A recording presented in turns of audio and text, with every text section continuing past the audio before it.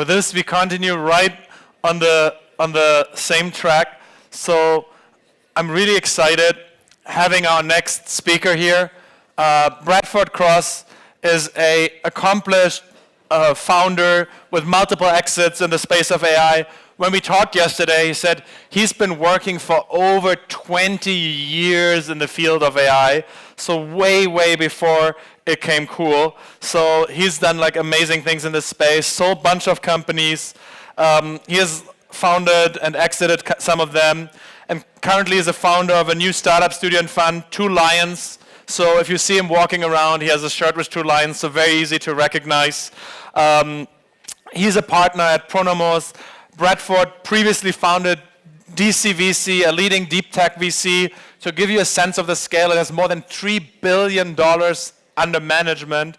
And CEAI, where he incubated AI startups in the Czech Republic and Slovakia. So if we are all like wooing him about the ecosystem, he might do a lot more in Romania going forward. So I'm very excited about seeing that. It's really, really exciting to have somebody of his caliber here and come all the way over from the Bay Area. And he's going to talk about AI, crypto, and the future of state, why the world is about to change way more and way faster than you think. So I'm sure it's going to be very inspirational and mind-blowing having talked to him yesterday. Please all give a warm welcome to Bradford.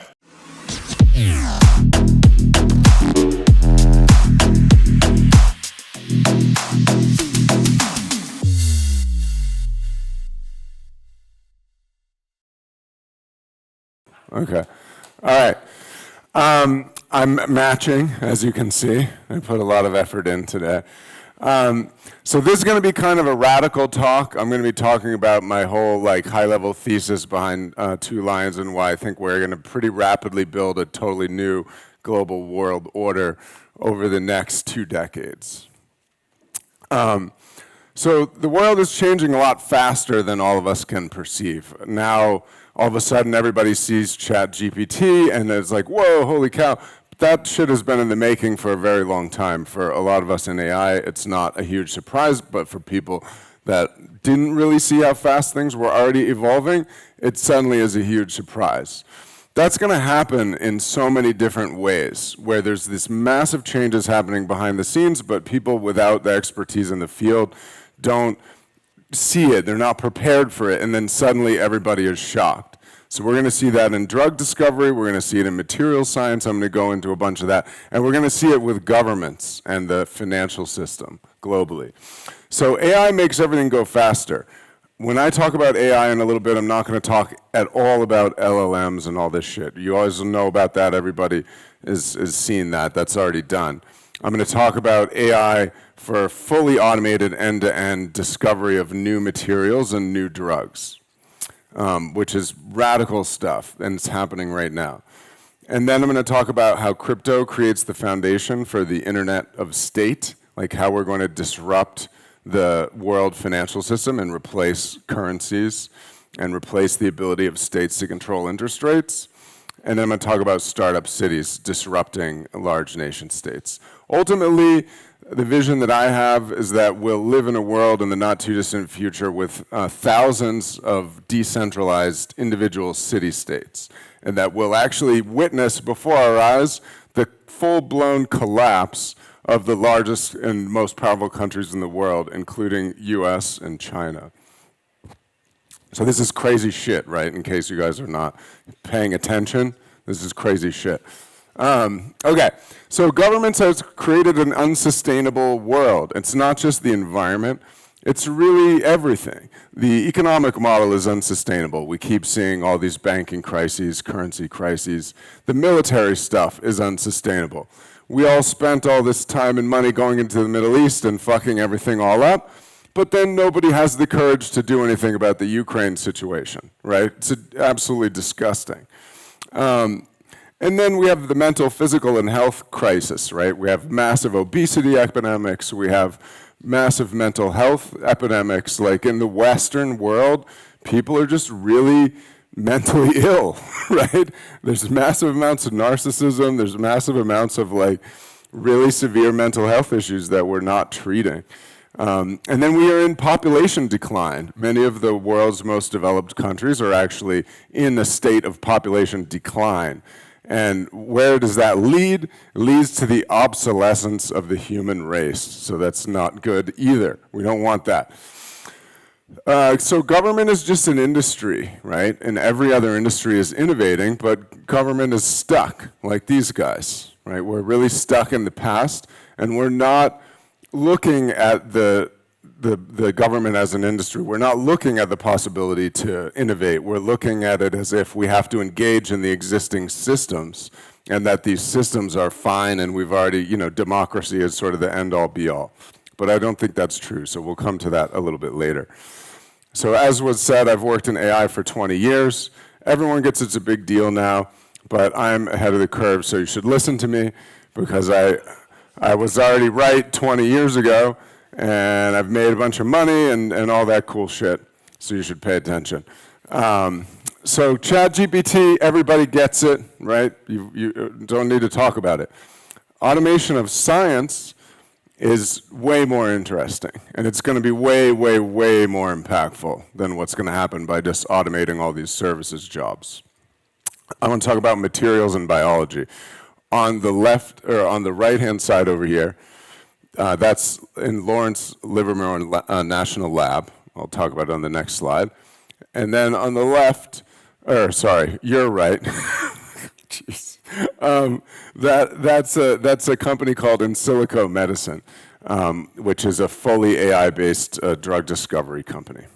So this is a completely automated materials discovery lab. So AI is predicting what materials to try, and then it's carrying out the synthesis of those materials, and then it's testing the materials to see what their properties are like. These people are working on developing especially new materials for energy purposes, for batteries and things like that, right? And so right now, they're trying to go through something like, I think it's 150,000 candidate materials. When the manual materials science research community has only been able to do a small fraction of those over the course of many years, so they built this lab to sort of synthesize these things and test them faster. Materials is still like a little bit of alchemy. Like you need to iterate and mess around with how to synthesize the materials exactly. And so the process of doing this is actually non-trivial. So this is a pretty cool situation that's going on here. And I think what this lab is going to do is you'll see a couple of interesting discoveries out of it, and then you'll see people in industry starting to build much larger versions of these. And so this is going to be like AI just exploring the surface area of what kind of materials we could make for all kinds of different purposes, and just fully autonomously doing science, basically. This is just absolutely radical shit. Like, this is within 10, 20 years going to start to generate tons and tons of new materials that solve tons of fundamental problems. The velocity of change in progress in this field is going to be like multi-thousand-fold, right? It's crazy. So this is just going to be crazy. And this is like all of chemistry, all of metals, all of polymers, everything. Here, this is a similar kind of lab. This is for in silico medicines. These guys are running the first phase 1 clinical trial in the United States, completely with an AI discovered target, an AI discovered drug that's addressing the target. So they used AI models to both decide what to go after, right? Like what illness or state should you try to attack with a drug, and then also to discover the right candidate drugs to go after it. And these guys have partnerships with a whole bunch of other pharmas. I actually didn't even know about them until I was doing the research for the talk, because this stuff is all evolving very fast. So if you read about that materials lab at Lawrence Livermore, they just started publishing lots about it last year. If you read about this, the big breakthroughs at In Silico, this is again only from the past couple of years, so this stuff's happening really fast. I expect to see this model completely take over the biotech and pharma industry within the next decade, because the only reason that the big neural nets aren't already dominant in drug discovery is data. We don't have enough data to build those models. The way to generate a large amount of data really fast to build these kinds of models is what you're looking at right now. It's fully automated robotic experimentation. That's what we need to do in order to build the kind of data sets we need to do deep learning for drug discovery. So these are changes that are happening so big and so fast that the governments can't keep up. And I think that this Internet of State and AI is going to disrupt governance itself, and we need to fight fire with fire. I put this on here, but I could just as easily have put, the states that are blocking ChatGPT, right? Like Italy is doing that, a bunch of other people are doing that. Really stupid, right? To just basically block progress because you're unable to figure out how to do governance of this modern technology. And more, we're going to see governments are unable to do that, and so they're going to try to block this stuff. They're going to try to fight it. They're going to shut down ChatGPT. They're going to shut down crypto. And all this is going to do is force the innovation out to other jurisdictions, which is what I'll talk about at the end.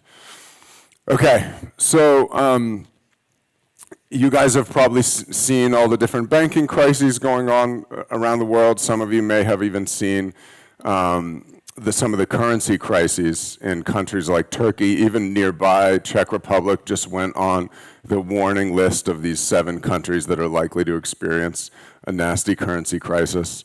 So it's even right here in Europe. Lebanon is having really serious issues. So there's a lot of countries where the currencies are just pretty much just going to inflate out of control. I think everybody has followed the news recently with the US dollar and all the jockeying and positioning about having it as a reserve currency and what China's trying to do. So, this is a big issue, this ongoing currency crisis and the way that governments are mismanaging their finances. I think that the current banking crisis is not over yet at all, and we're probably going to see some really nasty additional blow-ups there. As a simple example, for people who don't understand banking a lot, this entire Swiss banking system failed just recently. The whole thing failed. Like this whole thing that happened with Credit Suisse failing, and then they couldn't do the bailout deal, and then they had to merge it into UBS. And then everybody called bullshit on the merger with UBS, and then they had to go to the 7 largest countries in the world and get everybody to say, yeah, we've got Switzerland's back. Basically, the market decided that they didn't think Switzerland was trustworthy to keep its banking system solvent. That's a big fucking deal, right? Swiss is supposed to be the safe place where you can put your money and it's neutral and all this good stuff. And the whole marketplace just called bullshit on Switzerland being able to keep its own banking system solvent, which should terrify the hell out of everyone. But I just keep seeing a lot of complacency from people and just like not understanding how severe the situation is. Again, it's going to change much faster than you think. Those of us in Silicon Valley, we never thought we would see Silicon Valley blank just blow up, right? But it suddenly just blew up. So stuff's going to keep happening like that, and it's going to really shock people. So crypto, I think, is a globally distributed alternative with sane governance based on how we manage the internet and open source. I'll talk about this more when I come to the Internet of State part in a little bit. But governments are going to fight like hell. Like in Egypt, as an example, I was just in Egypt for the African VC conference, and they've outlawed crypto entirely. And Egypt is in a constant state of financial crisis. It has an ongoing currency crisis and huge inflation problems, just like Turkey. And these are the places that are going to outlaw crypto, because crypto is an easy off-ramp for people to get out of these broken systems where the government just keeps diluting the value of your assets. US also, you can see that recently. The US is attacking Coinbase, and they're attacking all kinds of different things happening in crypto when they're the ones that screwed it up in the first place, right? They're the ones that let FTX happen, and then now they're going after everybody else because they have egg on their face. So governments are going to keep fighting when they screw up and blaming it on everybody else. Okay, so future of state. This is the cool part. So The model, the vision for the future of the world is like, let 1,000 Dubais bloom. Like everybody, I think, hopefully knows the story a little bit of Dubai and Singapore, and how these cities have emerged over the course of, really only a few decades. They both were built into very, very big global cities. They're small and they're relatively homogenous, and it's like manageable, right? For those of you in the startup game, like who've been through a scale up, we all love that vibe of like 10 people in the room, right, jamming. Like it's great. You start getting to 50, start getting a little drama and some nonsense that the founders have to deal with, but it's still not that bad. You start getting to 1,000 or 10,000, now everybody bitches as if you're at a really huge company. Everybody hates it, and it sucks, and there's all this bureaucracy. So if we can't even manage a tech company that has 1,000 or 10,000 people without a bunch of drama and nonsense, how are you going to do that for 1 billion people, 2 billion people, even 200 million people? It's very hard. And so I think these large, centralized, monolithic nation states are going to break apart. And we've seen that throughout the history of the world, right? Whenever somebody amasses a monstrously large empire and tries to centrally manage it, it always fails and breaks apart into a whole bunch of other smaller states. So this is going to happen. We're going to see this. And it's radical for people. Like the EU, that's not going to be around. Sorry, guys. The United States, not going to be around. Like the states will be around, but the United States won't be around. China, it's just a whole bunch of special economic zones. It copied the same model from the United States and created a federated set of special economic zones. Those will just become autonomous. This stuff's inevitable. It's happened for thousands of years. Government needs to be run as a profitable business, and increasingly it needs to be run as a tech platform. And it needs to have more of a corporate structure and execution model, because we see around the world that governments are really struggling to just be able to execute. So again, I think we'll see thousands of decentralized city-states. I think we'll see globally centralized protocols that allow them to all talk to each other. That's why I call it Internet of State. A perfect example of this is the banking system. There's anyone who works in banking, crypto, fintech, whatever you guys know about, like the anti-money laundering and know your customer and all this kind of stuff. Very globally standard stuff. And so when you abide by these rules, you can effectively plug into the global financial system.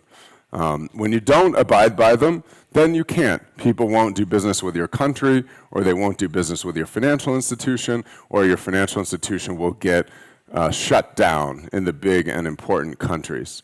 And so you got to follow these globally centralized protocols. We've evolved them over the course of decades for a lot of important reasons.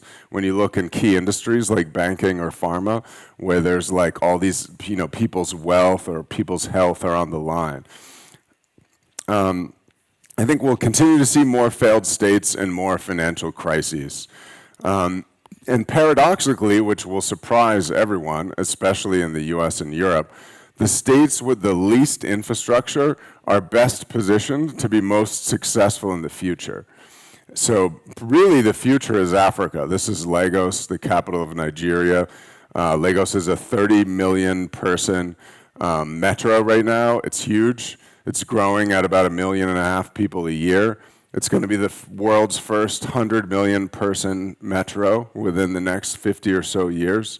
So think about that, 100 million people in one metro.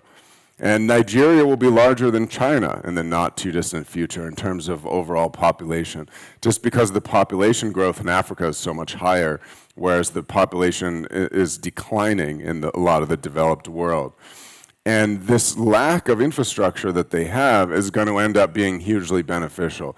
Just like they leapfrogged straight to mobile and mobile payments and so on, and kind of skipped through a lot of stuff that we have in the US and Europe, they're going to do the same with so much more governance infrastructure. So really the future is ironically in these places that right now look very backwards to us in the US and Europe.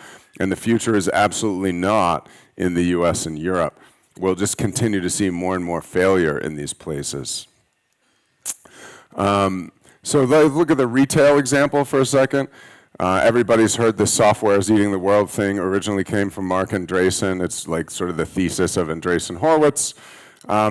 So I like to use the retail example because it's very simple and everybody understands it, right? In the US, we have Amazon, and we only really have Walmart and Target. Nobody else has really made it and like has any material scale. So this is how an old investor of mine, Yuri Milner, the Russian dude, who you guys probably know, he is the one who first turned me on to this idea that like when a massive wave of technology disruption hits an industry, usually half of the benefit accrues to like one or two huge new players. And then a couple of other players will also accrue a lot of benefit, but a large number of the legacy players will be put out of business. And so that's what we see in retail. Huge number of people put out of business. Walmart and Target are doing great, and Amazon is this massive, like, multi-trillion-dollar business. And I think that's how it's going to be in pretty much every single industry that tech goes and disrupts. And I think that will be true in government as well. I think we'll see a lot of states that just don't make it, don't end up looking like they look right now. And in fact, like if you're a student of history for thousands of years of history, this period of like relative peace and stability with the borders that we've enjoyed for the past like 100 years or so, it's very anomalous in the history of the world. It's very unusual that it stays like this. So I don't think we should expect that it's continued to stay like this because it hasn't historically.